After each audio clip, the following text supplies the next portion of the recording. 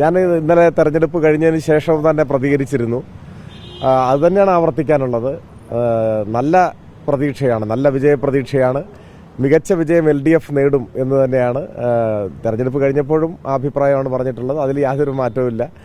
നിലമ്പൂരിൽ ഒരു മാറ്റം പ്രകടമായിരുന്നു.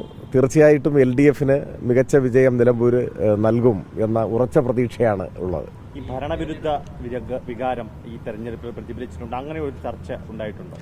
തെരഞ്ഞെടുപ്പ് രംഗത്തെങ്ങും അങ്ങനെ ഒരു പ്രതികരണമേ ഉണ്ടായിട്ടില്ല. ഇപ്പോൾ തെരഞ്ഞെടുപ്പിൽ ഏതാണ്ട് 20 ദിവസം പ്രചരണ രംഗത്ത് വ്യത്യസ്ത വിഭാഗത്തിൽപ്പെട്ട ആളുകളുമായിട്ട് ഇടപെടുകയിരുന്നല്ലോ സ്ഥാനാർത്ഥി എന്ന നിലയിൽ. ഞാൻ മാത്രമല്ല, LDF പ്രവർത്തകരും എല്ലാ ജനങ്ങളുമായിട്ട് ഇടപെടുകയാണ്. പക്ഷേ എവിടെയും നിങ്ങളീ പറഞ്ഞതുപോലെ, നിങ്ങൾ ചോദിച്ചതുപോലെ സർക്കാർ വിരുദ്ധ വികാരമോ അല്ലെങ്കിൽ എന്തെങ്കിലും സർക്കാർ നടപടികളോടുള്ള വിപ്രതിപത്തിയോ ഉണ്ടായിട്ടേയില്ല.